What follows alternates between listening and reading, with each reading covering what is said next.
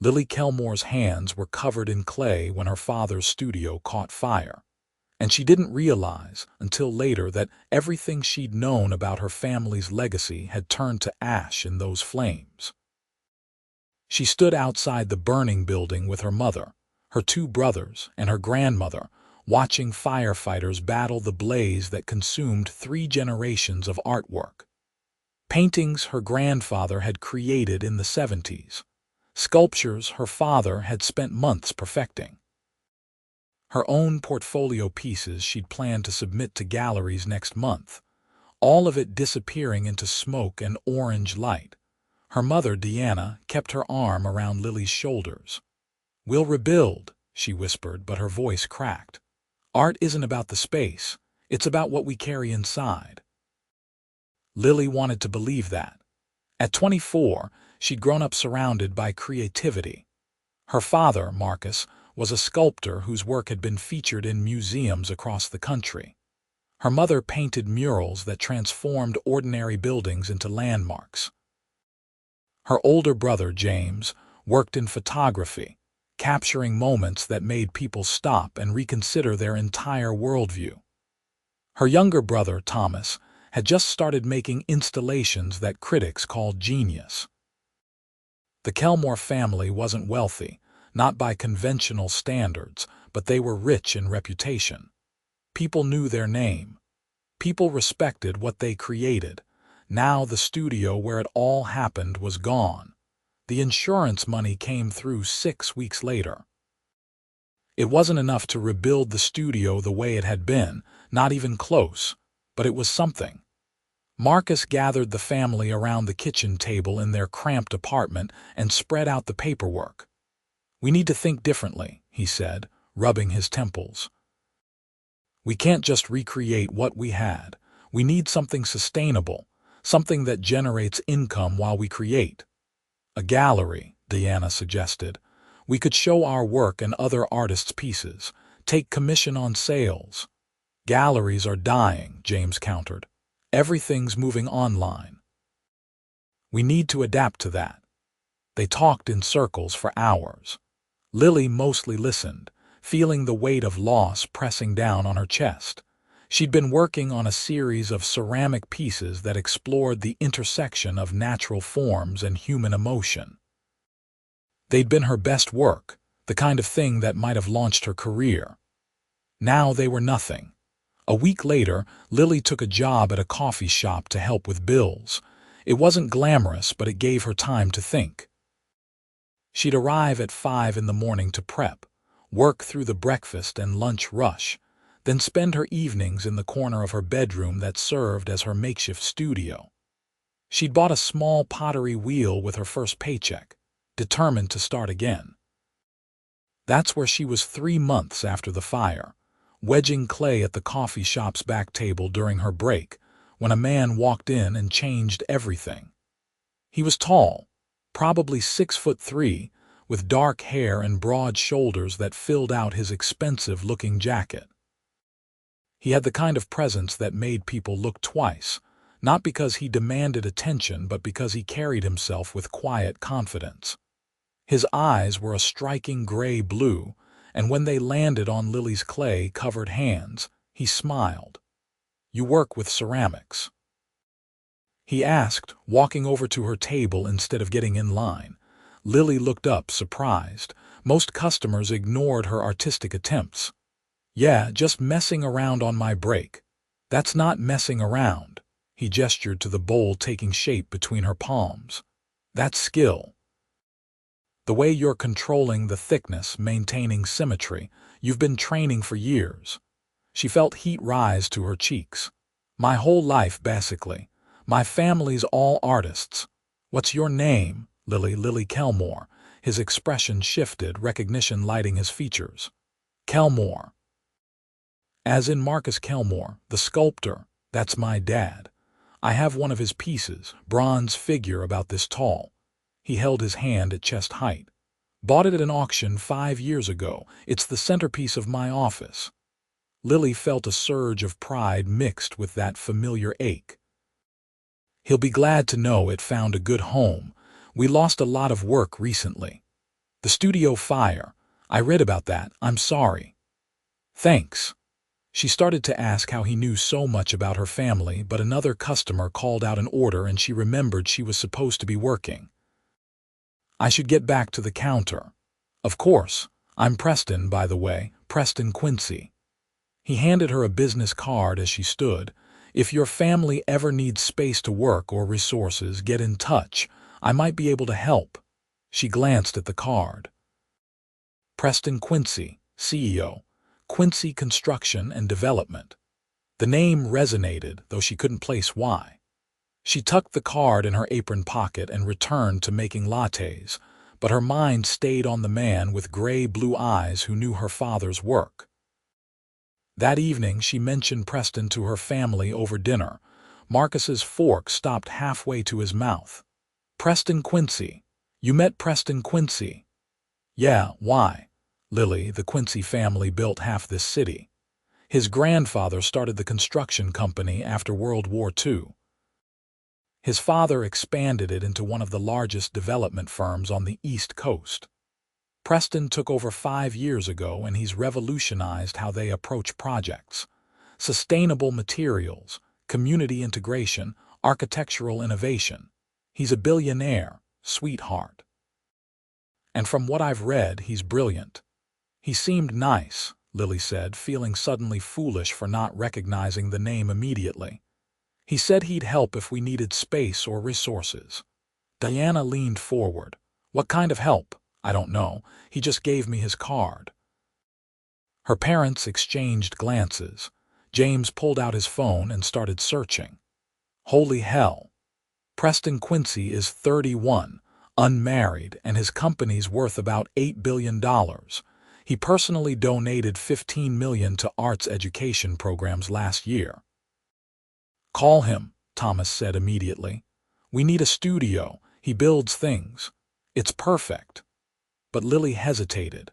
Something about accepting help from a billionaire felt wrong, like they'd be charity cases instead of artists. She put the card on her dresser and tried to forget about it. She couldn't forget about Preston, though. He came back to the coffee shop 3 days later, ordered a black coffee, and sat at her table during her break. You didn't call, he observed. Didn't want to bother you. It wouldn't be a bother. I meant what I said. He watched her hands as she worked on a new piece, a vase with organic curves. Can I ask what happened to your family's studio? She told him the whole story. The fire, the insurance that didn't cover everything, the struggle to find affordable space in a city where real estate kept climbing. She told him about her lost portfolio and her father's destroyed sculptures, and how her family was trying to stay creative while working survival jobs. Preston listened without interrupting, his expression thoughtful. When she finished, he was quiet for a moment. I have a property, he said finally. Downtown near the Arts District. It was supposed to be condos, but the project fell through. Right now, it's just an empty building with good bones, natural light, high ceilings. It's sitting unused while I figure out what to do with it. Okay. Let me give it to your family as studio space. No rent for the first year, then we'll negotiate something reasonable based on what you can afford. Lily's hands went still on the clay. That's too much. We can't accept that. Why not? Because we don't know you, because it feels like charity. Because nothing's ever free. You're right. Nothing's free. Preston leaned back in his chair and she noticed the calluses on his hands, unexpected on a billionaire. So here's what I want in return. I want to learn. Learn what? What your family does, how you create. I've spent my whole life building practical things. Buildings, infrastructure, developments. I'm good at it. But I've always wondered what it's like to make something purely because it's beautiful. Something that exists for no reason except to make people feel. Lily studied him, searching for the catch. You want to take art lessons? I want to understand the process. And maybe if I'm not terrible at it, I want to try creating something myself. In exchange, you get the space you need. He met her eyes. That's the deal. Your family gets a studio. I get to spend time learning from real artists." It sounded too good to be true, but Lily found herself wanting to believe him. There was something genuine in his expression, a hunger that had nothing to do with money or power. "I need to talk to my family," she said. "Of course. Call me when you decide."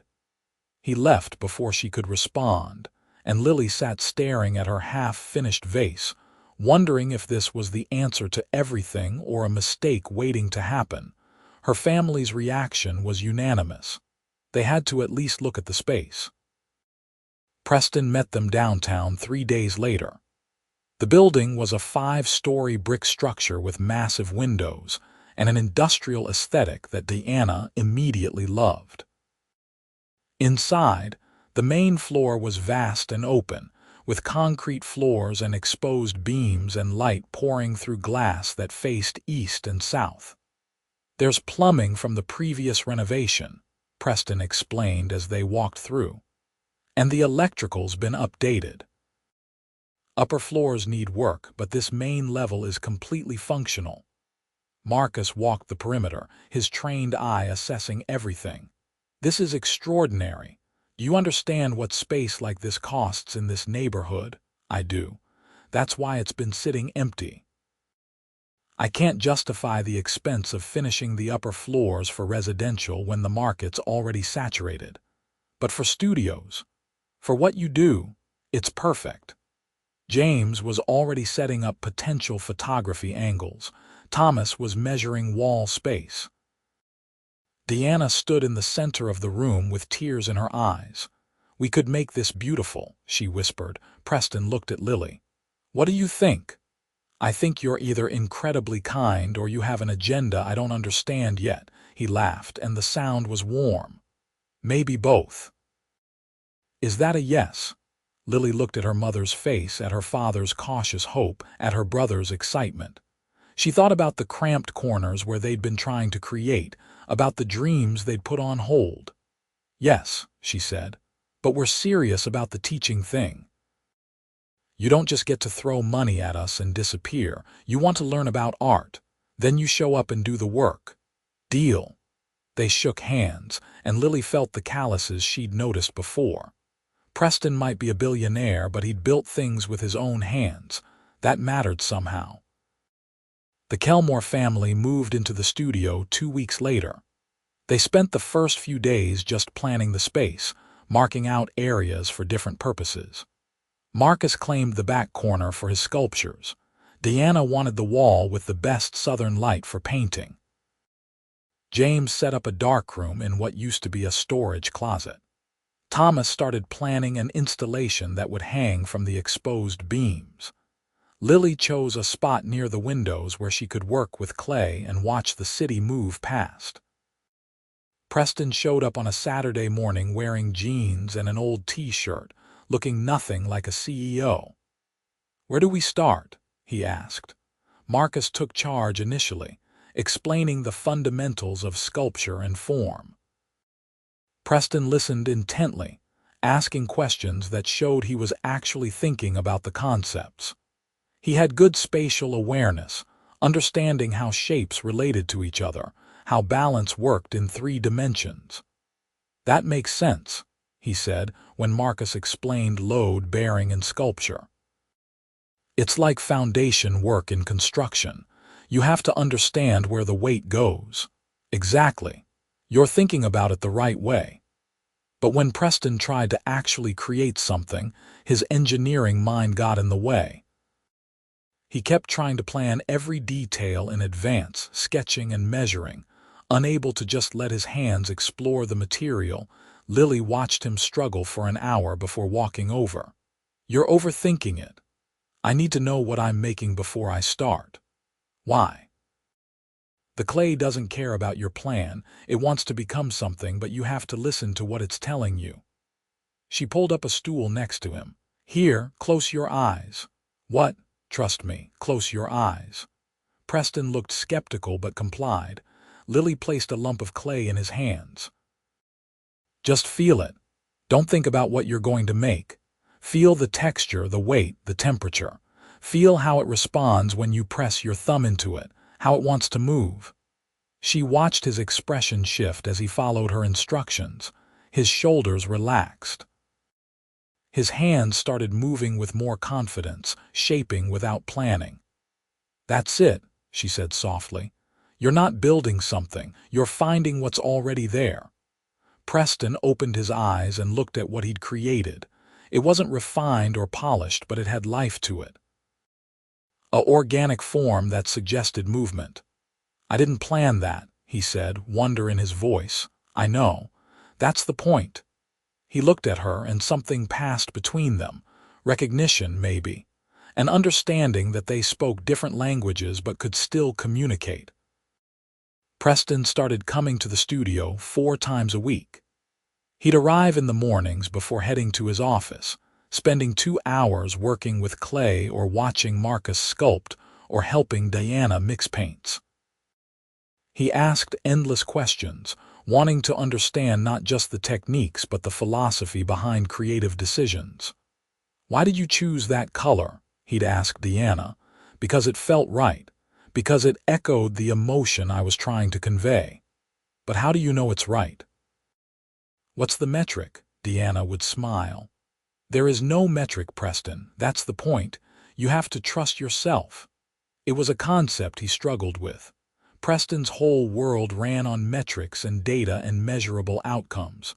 Art required faith in something more subjective, but he kept trying.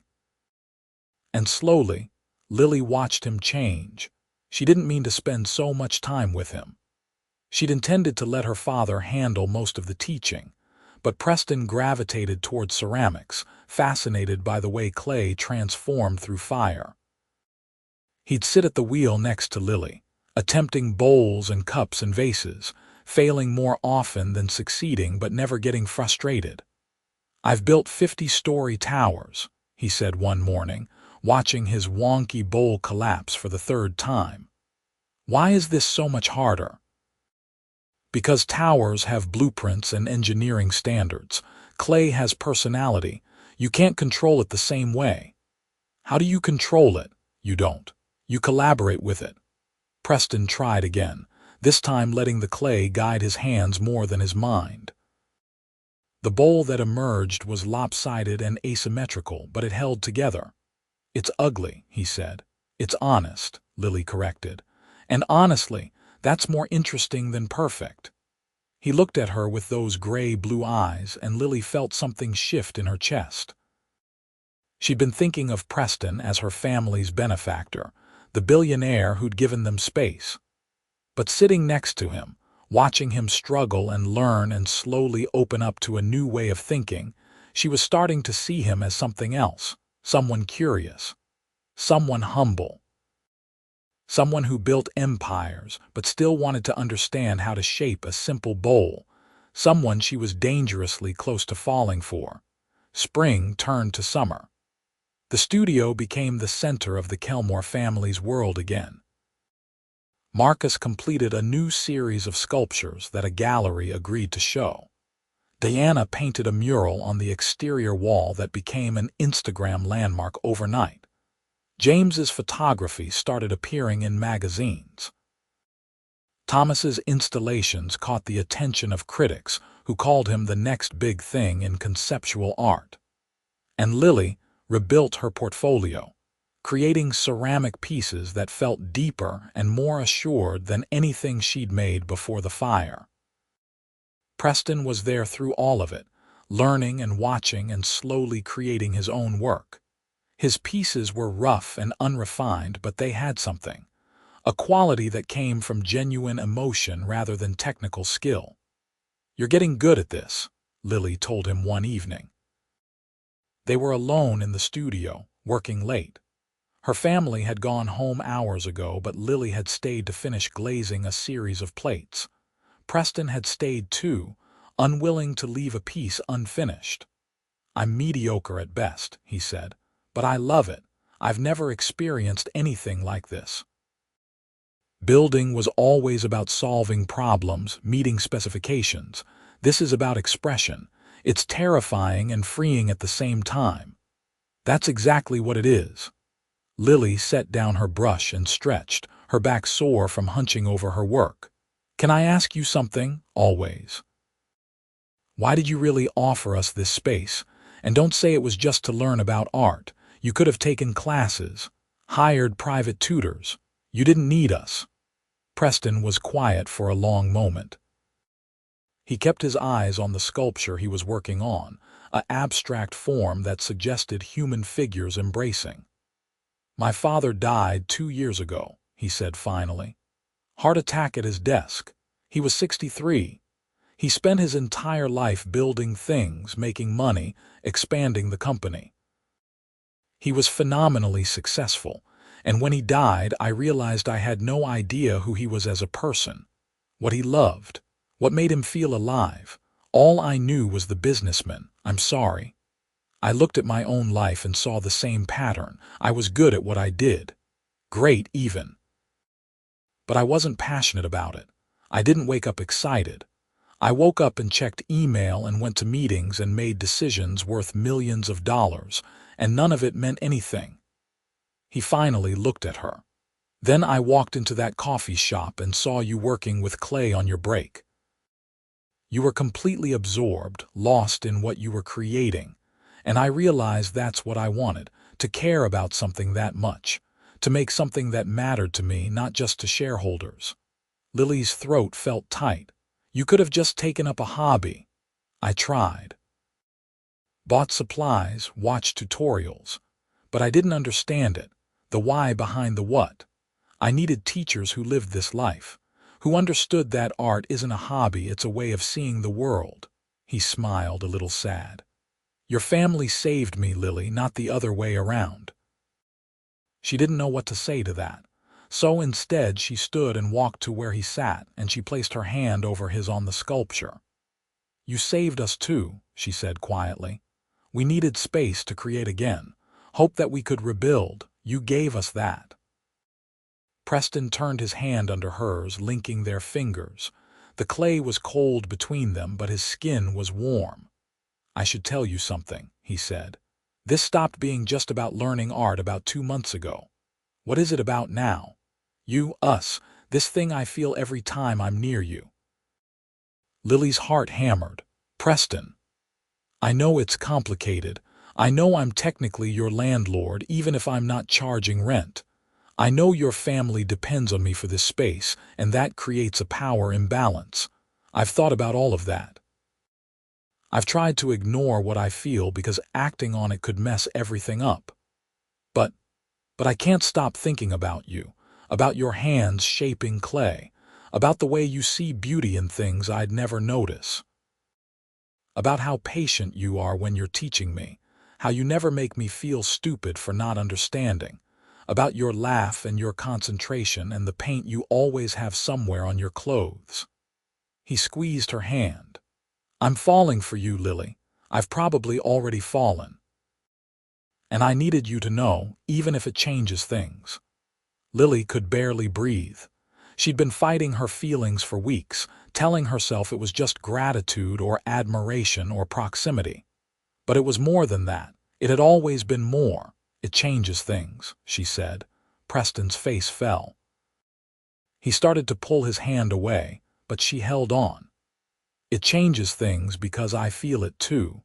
And I've been terrified to admit it because you're Preston Quincy and I'm just a ceramics artist who works in a coffee shop. Because you live in a world I don't understand, with money and power and influence. Because if this goes wrong, it could ruin what our families have built here. Then we don't let it go wrong.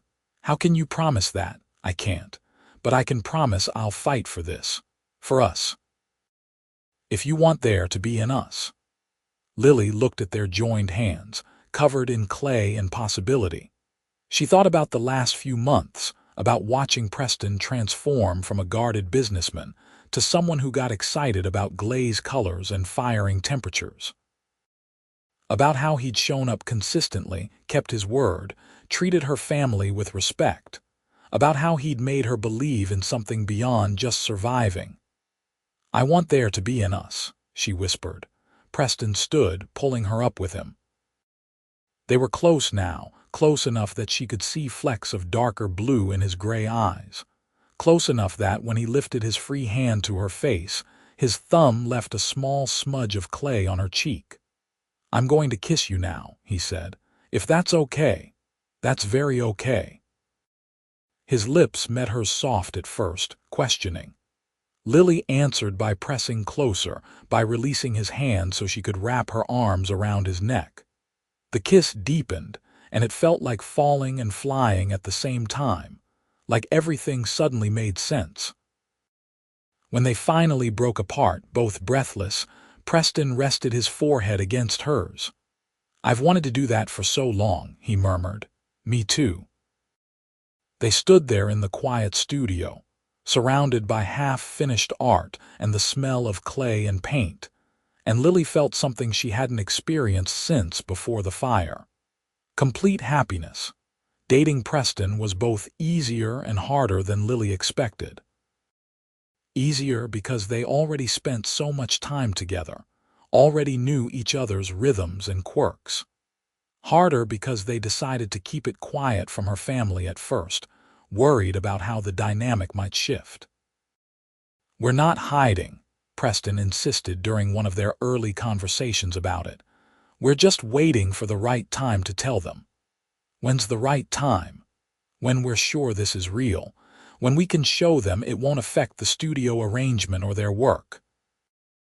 Lily understood his reasoning, but keeping secrets from her family felt wrong. They were close, especially after the fire had brought them even tighter together.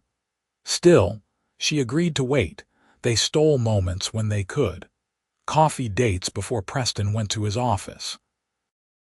Late nights at the studio after her family left.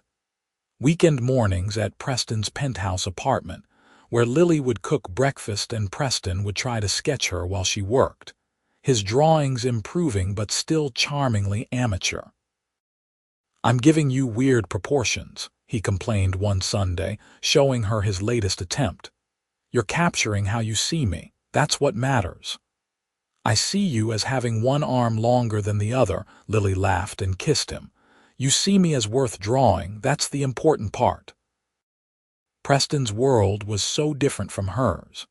He took her to fundraiser galas where her thrift store dresses looked out of place next to designer gowns. He introduced her to architects and developers and city planners who talked about zoning laws and construction permits. His phone rang constantly with urgent matters that needed his attention, but he also made sure they balanced that with her world. He'd sit for hours watching her throw pots, asking questions about technique.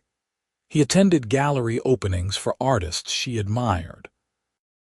He learned the names of different clay bodies and firing temperatures. He bought books on ceramic history and read them before bed. "You don't have to do all this," Lily said one evening, finding him researching Japanese pottery methods. "I want to understand what you love, what shaped you." "This isn't obligation, Lily. It's curiosity about the woman I'm crazy about." Those moments made her fall deeper. Preston could have kept his two worlds separate, the high-powered business life and the artistic exploration. Instead, he was integrating them, letting each inform the other. 3 months into their relationship, Preston came to the studio with unusual energy. "I have an idea," he announced, "and I want your family's honest opinion before I do anything." Marcus looked up from the bronze he was polishing. "What kind of idea?" "A collaboration between Quincy Development and the artistic community. I want to create a building that's not just functional but beautiful in a way that challenges how people think about architecture. Not decoration added to structure, but structure as art, art as function. And I want artists involved from the beginning, in the design process, the material choices, every decision." Deanna set down her paintbrush. "That sounds expensive." "It will be, but I think it's necessary. Construction has become too sterile, too focused on efficiency and profit margins. Buildings that could last centuries are designed to be torn down in decades. Materials are cheap instead of meaningful.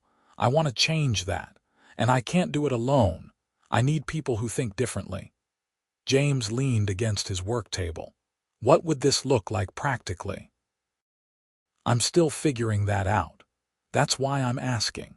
If you had unlimited resources and could design any kind of building, what would you create?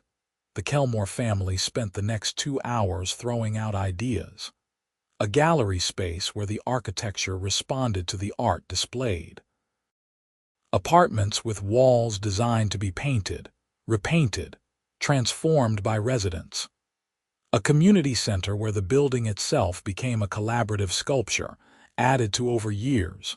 Preston listened to everything, taking notes, asking follow-up questions. Lily watched him synthesize information, his engineering brain working alongside his newly developed artistic sensibility. "This is incredible," he said finally. "This is exactly the kind of thinking I needed. Would you all be willing to consult on an actual project?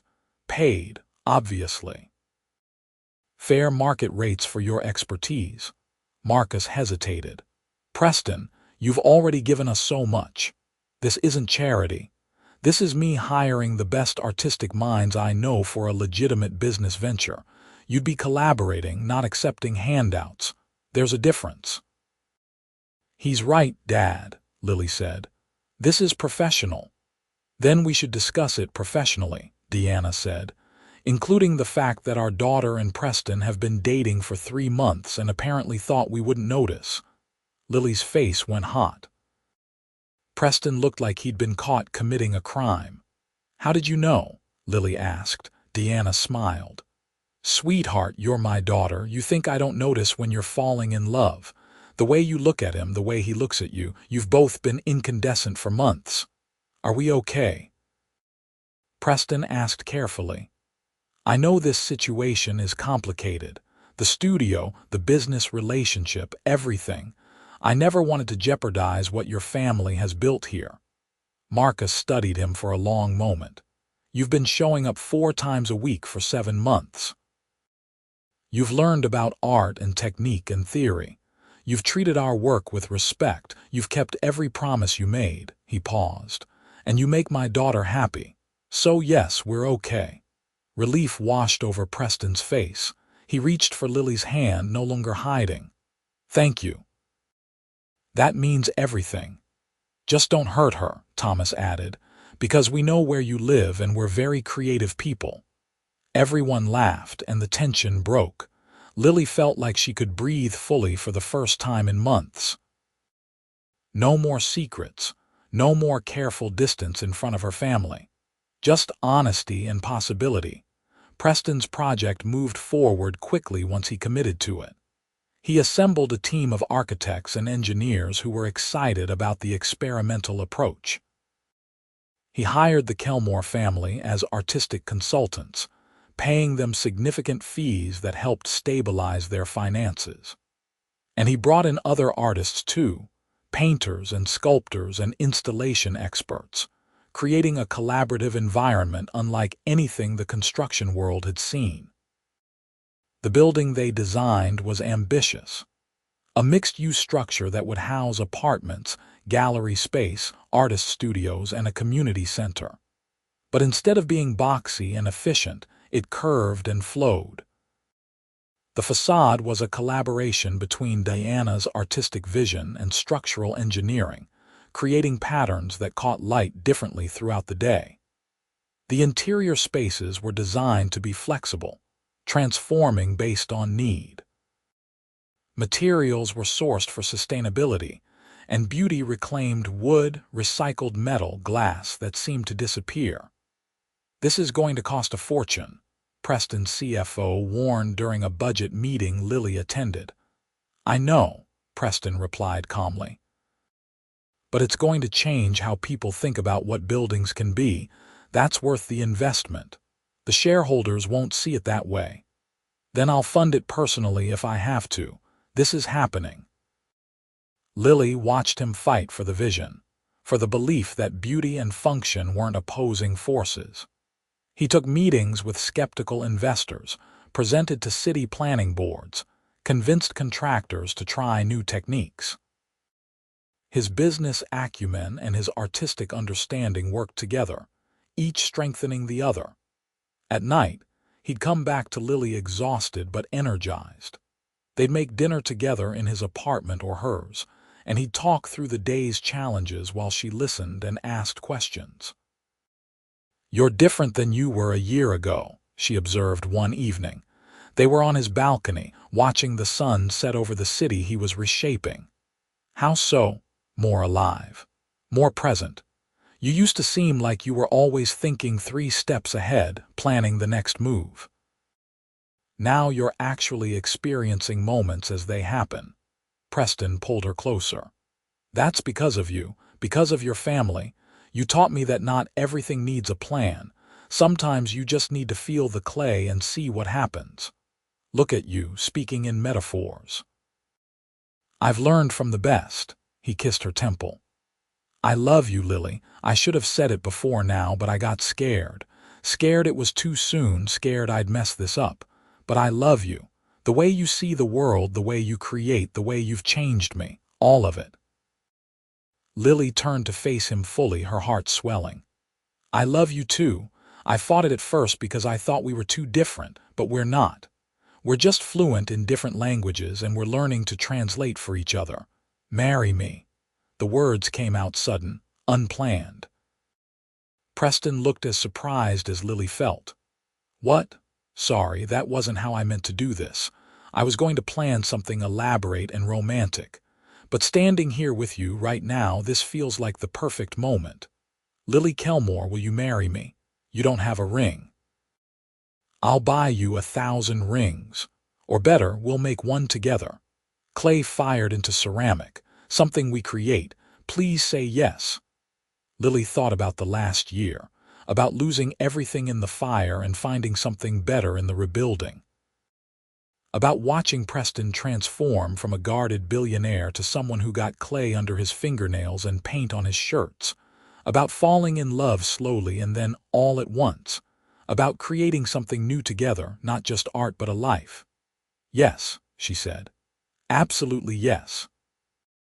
Preston lifted her off her feet, spinning her around while she laughed. When he set her down, they were both grinning like idiots. "We're engaged," he said, like he couldn't quite believe it. "We're engaged," she confirmed. "And we're definitely making our own rings." They spent the next week designing wedding bands. Preston wanted something simple, elegant, with subtle texture. Lily wanted hers to feel organic, like it had grown rather than been manufactured. They worked together in the studio, shaping and refining, firing and glazing. The results were imperfect and beautiful, rings that looked like no others in the world. The Kelmore family celebrated with a dinner that turned into an impromptu party. Neighbors and friends and fellow artists crowding into the studio to toast the couple. Marcus gave a speech about how Preston had become part of their family not through money, but through showing up, through caring, through being willing to learn. Deanna cried happy tears. James took photographs that captured joy in every frame. Thomas created a small installation in the corner, light and paper, and found objects that suggested 2 paths becoming one. Preston's mother, Preston Quincy, was harder to win over. She arrived at a formal dinner in the penthouse with clear skepticism about her son marrying an artist from a non-wealthy family. "Tell me about your work," Eleanor said to Lily, her tone suggesting this was a test. "I work with ceramics primarily, sculptural pieces and functional pottery. I'm interested in how art can be both beautiful and useful, how it can be part of daily life instead of just displayed. And you make a living from this." "I'm building my career. I also work at a coffee shop, but my art is starting to sell, slowly." Eleanor sipped her wine.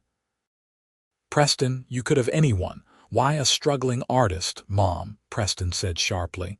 "Don't." But Lily put her hand on his arm. "It's okay, Mrs. Quincy, I'm not with your son for his money. I didn't even know who he was when we met. I'm with him because he's curious and kind and passionate about learning, because he shows up consistently and keeps his promises, because he makes me laugh and challenges me to think bigger, because I love him fully and completely. Whether you approve doesn't change that." Eleanor was quiet for a long moment. Then, unexpectedly, she smiled. "Good. You have a spine. Preston's father was wonderful, but he never would have succeeded without someone strong beside him. I was that for him. You'll be that for Preston." "I hope so. And for what it's worth, I've seen what this last year has done for my son. He was becoming his father, working himself into an early grave without joy. Now he talks about art and beauty and creating legacy beyond buildings. You did that. So welcome to the family, Lily." The tension dissolved. Eleanor warmed to Lily throughout the evening, asking genuine questions about ceramics and the Kelmore family's work.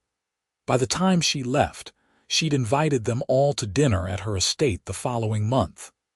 "That went better than I expected," Preston admitted later, after his mother had gone.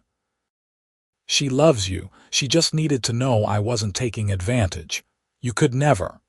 You're the least manipulative person I've ever met." Lily curled against him on the couch. "When do you want to get married? Tomorrow? Next week? Whenever you want. Let's wait until the building is finished. Until we can see what we created together standing and real. Then we'll celebrate everything at once." Preston agreed, and they spent the next year bringing two major projects to completion, the building and their relationship. The construction was challenging. Contractors struggled with unconventional designs. Supply chains for the unique materials proved complicated. Weather delayed timelines. But Preston navigated every obstacle, and the Kelmore family stayed involved throughout, adjusting designs and solving problems creatively. Lily watched the building rise floor by floor, watched it transform from concept to reality. It was stunning, unlike anything else in the city. The facade seemed to shift depending on the light and viewing angle. The interior spaces felt simultaneously grand and intimate. Gallery walls were designed to disappear, creating one vast room or multiple smaller ones as needed. Artist studios had perfect north light and ventilation systems that handled everything from welding to spray paint. The community center included a performance space, teaching studios, and a library focused on art and design. "It's perfect," Deanna said at the first walkthrough. "Preston, this is genuinely extraordinary." "We made it together," Preston replied, looking at Lily. "All of us. That's what makes it special." The grand opening drew massive crowds. Art critics and architecture journals called it revolutionary. The apartments sold immediately, with waiting lists forming. Artists competed for the studio spaces. Community programs filled to capacity within days. Preston stood with Lily on the rooftop terrace as the sun set on opening day, watching the building come alive with light and people and purpose. "We did it," he said softly. "We did. Ready for the next project? What's that? Getting married, building a life, maybe creating more things together. I've been thinking about a series of buildings like this. Not identical, but collaborative. Bringing together construction and art in different ways for different communities. I want you with me for all of it, as my partner in every sense." Lily leaned against him, feeling completely content. "I'm ready. Let's build something beautiful." They got married 3 months later in a ceremony held in the building they'd created. The space was decorated simply, letting the architecture speak for itself. The Kelmore family helped design everything, from the flowers to the lighting to the ceramic dishes used at the reception. Preston Quincy surprised everyone by commissioning a sculpture from Marcus as a wedding gift, a piece that would stand in the building's lobby forever. Lily wore a dress she'd designed with her mother's help, simple and elegant with subtle details that felt personal. Preston wore a suit that actually fit his shoulders properly, custom-made because he'd finally admitted that off-the-rack clothing never worked for his frame.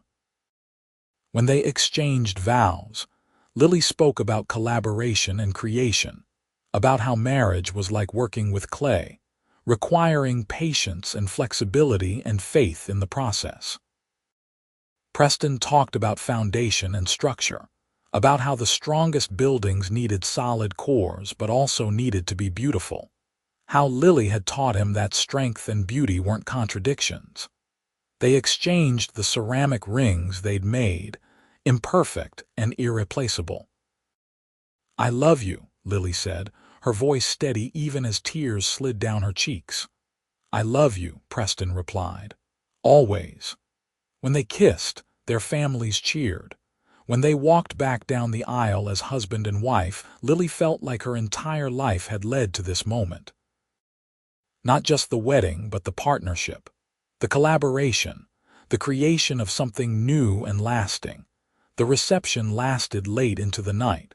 Marcus gave a toast about how Preston had started as a student and become a son. Deanna spoke about how their family had lost everything and gained something better. James showed a video montage of the building's construction, intercut with photos of Preston and Lily's relationship, showing how the two projects had grown together. Thomas presented them with an installation piece for their home, something about roots and growth and interconnection. Preston's business partners attended, along with city officials and artists and community members who'd already fallen in love with the building. It was a perfect mixture of worlds, just like the marriage itself.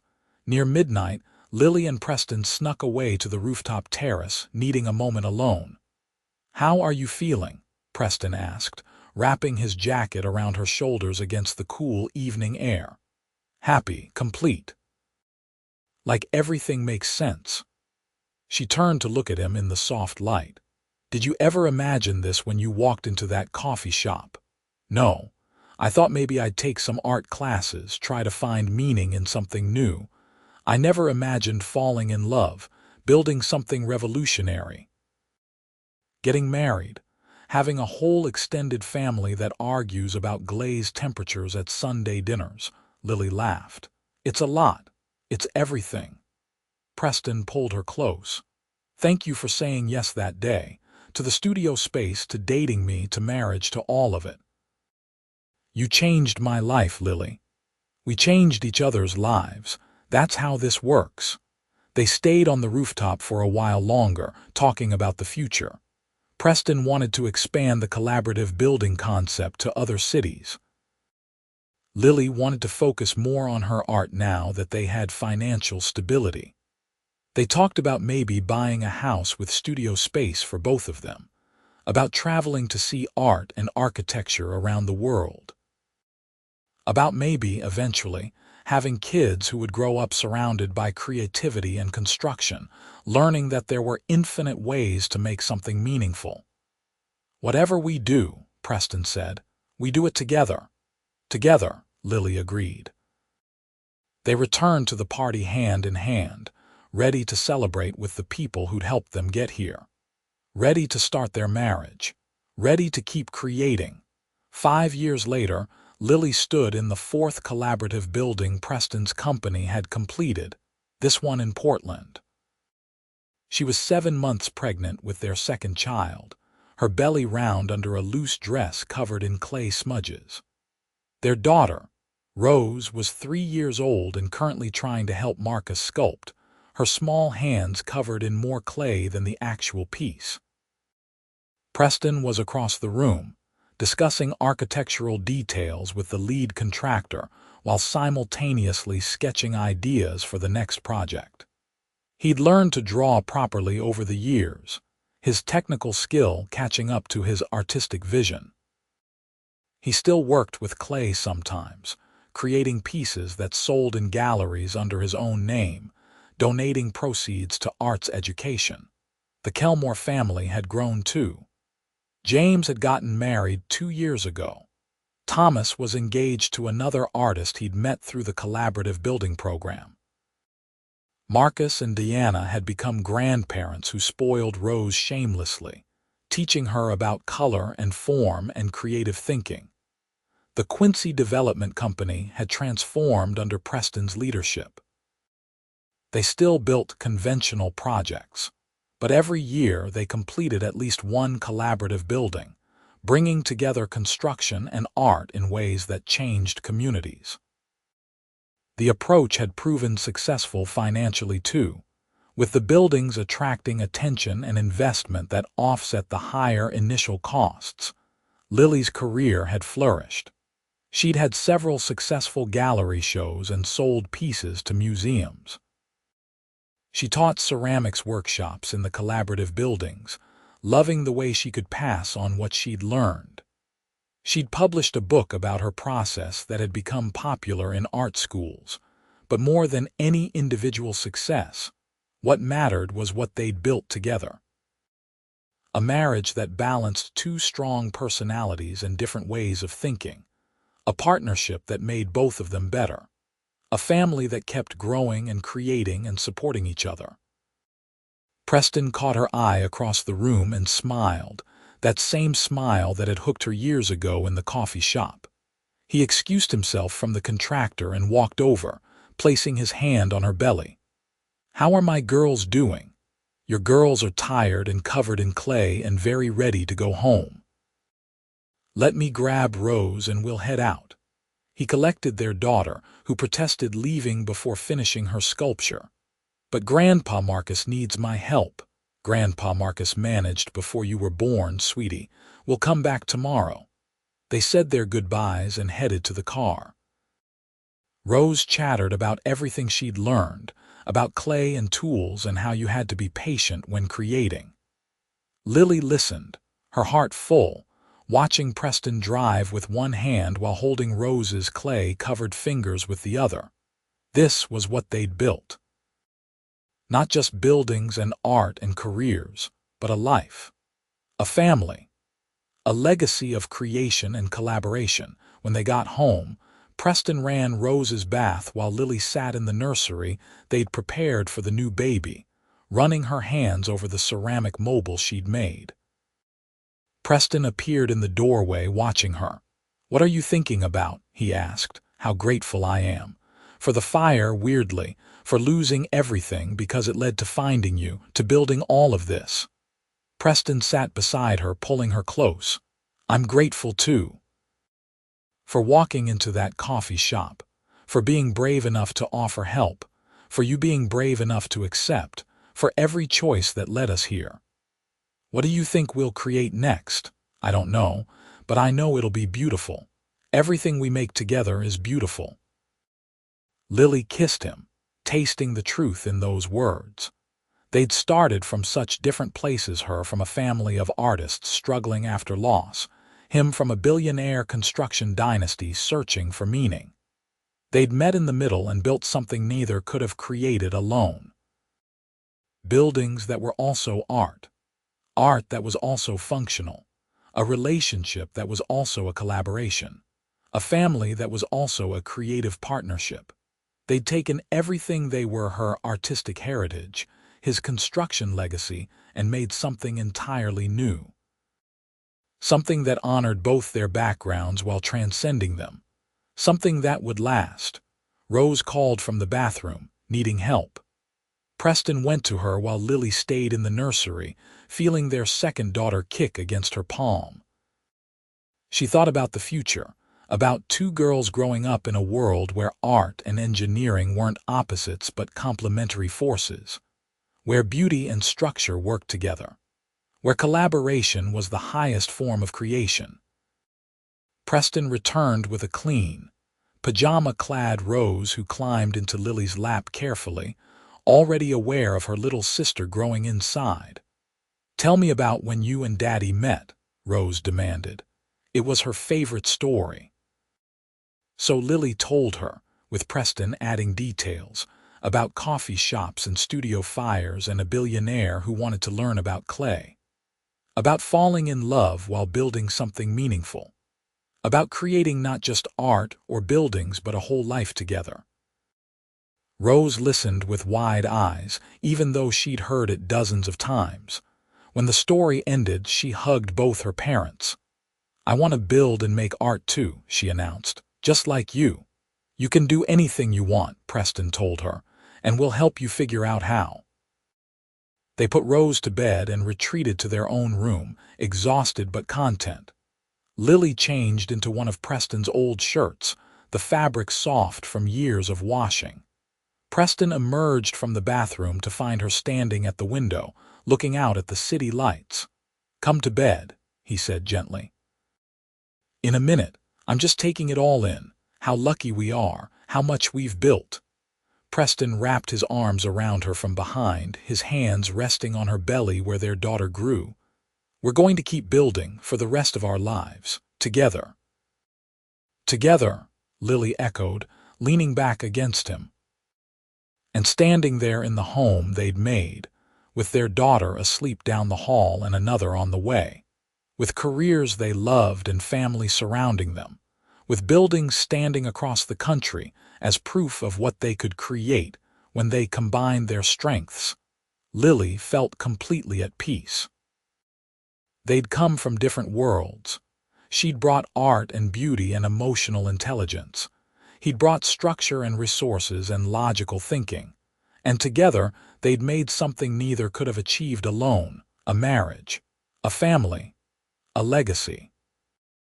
A love story built on collaboration and creativity and the courage to try something new. It was messy sometimes, like working with clay.